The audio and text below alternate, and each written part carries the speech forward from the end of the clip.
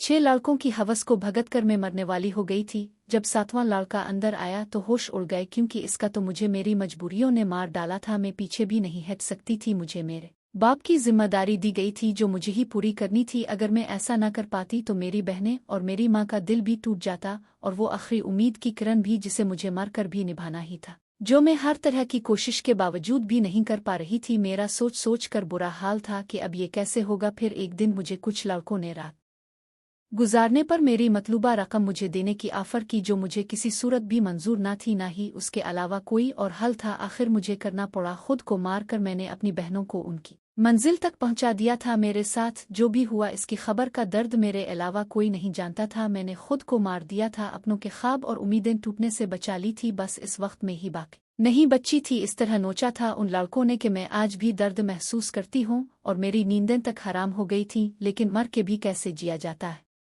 ये मैंने इसके बाद जाना। इस जालिम दुनिया में रहम नहीं है। अब मेरी कहानी सुनकर दर्द महसूस करे गए इस छठे लड़के की जब बारी आई तो इसकी मुझे देखकर चीखें निकल गईं। मेरी जिम्मेदारी और मेरे घर वालों की ख्वाहिशात मुझे इस मकाम तक ले आई थी जहां मैंने एक ही रात में 5-6 लड़कों के साथ रात गुजारने की हामी भर ली थी। आम हालात में तो किसी लड़की के लिए ऐसा सोचना भी मुमकिन नहीं, लेकिन मैं जिस जगह खड़ी थी वहां मुझे ये फैसला करने में ज्यादा वक्त नहीं लगा था। वो सब सेहतमंद और तंदुरुस्त नौजवान थे जिनकी ताकत के आगे में कुछ भी नहीं थी। बिस्तर तक आने वाले दोनों नौजवानों ने ही लम्हों में ही मुझे काबू करके अपनी पूरी तरह हवस का निशाना बना दिया। ये पहली दफा था जब मैं किसी मर्द के लम्ह से आशना हुई थी। दूसरे लड़के के निकलते ही तीसरा लड़का भी कमरे के अंदर चला आया। मैंने एक गहरी सांस खारिज की। मैं थोड़ा वक्त चाहती थी, लेकिन वो कहने लगा कि इतना वक्त नहीं है, बाहर उसके और भी दोस्त लाइन में बैठे हैं। इसकी बात सुनकर मेरी आंखों से आंसू बह निकले। वो फौरन ही मेरे पास चला आया और मेरी आंसुओं को नज़रअंदाज करता अपनी शिद्दत मुझ पर बखेरने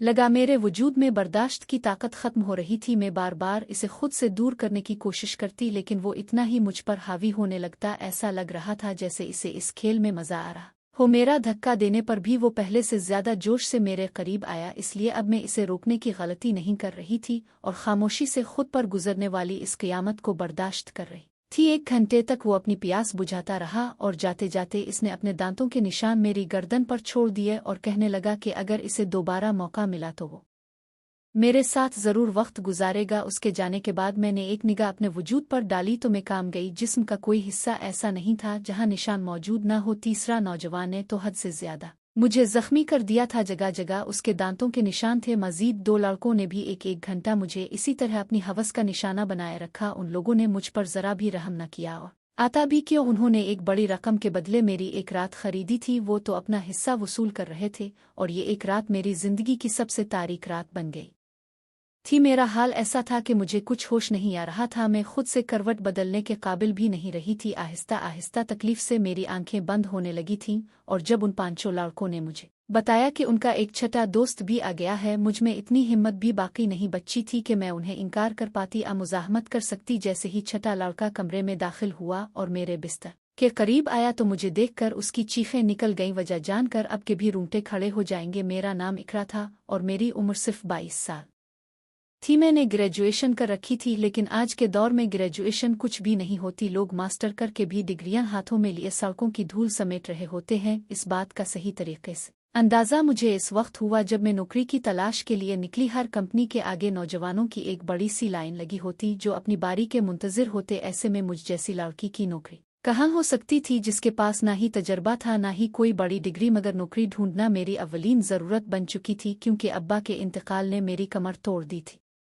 अब्बा घर में वाहिद कमाने वाले थे और हम 3 बहन भाई घर में मौजूद थे। मेरी बड़ी बहन ने कोई तालीम हासिल नहीं की, इसलिए कमाने की जिम्मेदारी इसके बजाय मेरे कंधों पर आ गई थी। मैं घर से बाहर निकली तो मेरे होश ठिकाने आ गए। मैं तो बाहर की दुनिया को बहुत आसान समझ रही थी, लेकिन अब मुझे समझ आया था कि अब्बा कितने जतन करके हमारे लिए रोटी कमाते थे। मैं हमेशा ही अब्बा से इस बात पर नाराज रहती थी कि वो हमारी ख्वाहिशात पूरी नहीं करते। मेरी नाराजगी पर अब्बा का चेहरा हमेशा उतर जाता। बड़ी मोहब्बत से मुझे पुकार कर कहते हैं, तो फिक्र ना कर, एक दिन तेरे भाग भी जाग उठूंगे। लेकिन मुझे वो दिन अपनी किस्मत में आता नजर नहीं आता था। और फिर एक रात अब्बा नींद में ही अल्लाह को प्यारे हो गए, और जब हम पर सुबह ये बात खिली कि अब्बा हमारे दरमियान नहीं रहे, तब हमें इस बात का एहसास हुआ कि अब्बा हमारे किस कदर अहम थे। जब तक वो हमारे सरों पर मौजूद थे, कम से कम दुनिया की हर बुरी नज़रों और रोटी जैसे बुनियादी ज़रूरत से महरूम नहीं थे। अब्बा के इंतकाल के कुछ दिन तक तो पास पड़ोस वालों ने, ख़ानदान वालों ने हमारी मदद की और फिर आहिस्ता आहिस्ता सब अपनी ज़िंदगियों में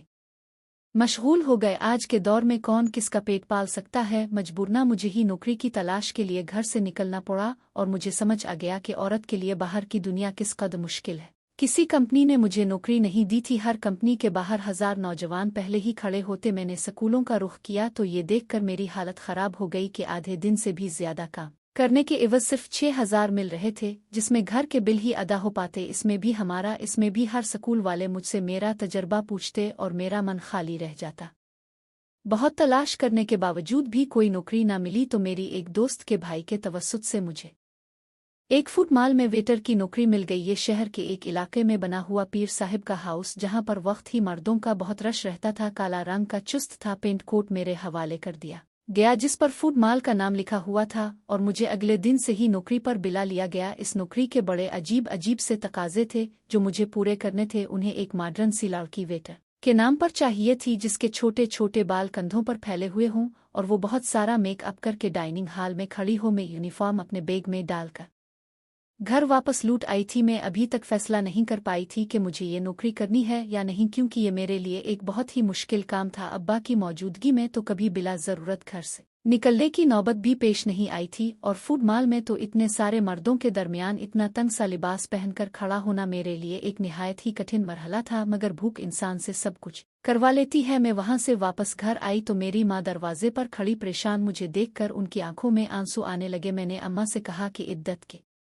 दिनों में वो दरवाजे तक क्यों चली आएं, तो अम्मा रोते हुए कहने लगे कि बेटा, बिजली के मीटर वाले आए थे और उन्होंने हमारी बिजली काट दी है। अम्मा की बात सुनकर मेरा दिल धक सा बैठ गया। गर्मी जोरों पर थी और ऐसे में बिजली के बगैर गुजारा करना बहुत ही मुश्किल था। पिछले 2 महीने से हम अदा नहीं कर पाए थे और शायद इसीलिए हमारी बिजली काट दी गई थी। अम्मा के आंसू ने मेरे लिए फैसले को बहुत आसान कर दिया था। मैंने अम्मा को गिले लगाया और उन्हें बताया कि मुझे नौकरी मिल गई है और कल से मुझे नौकरी पर जाना है। अम्मा ने मेरे सर पर हाथ रखकर कहा कि अब तुम ही मेरा बासु हो और तुम्हें ही अपनी दोनों बहनों की शादियां भी करनी हैं। अम्मा ने एक भारी जिम्मेदारी मेरे कंधे पर डाल दी और मैं सोच रही थी कि मैं ये जिम्मेदारी कैसे निभाऊंगी, लेकिन मुझे ही ये फर्ज निभाना था। अम्मा पूछ रही थीं कि मुझे नौकरी कहाँ मिली है, लेकिन मैं उन्हें बताना नहीं चाहती थी कि मुझे कहाँ नौकरी मिली है। इसलिए मैंने अम्मा से कह दिया कि एक बड़ी सी कंपनी में एक छोटी सी नौकरी मिल गई है। मेरी नौकरी का वक्त दोपहर 3 बजे से रात के 11 बजे तक है, और ये बात मैंने बड़ी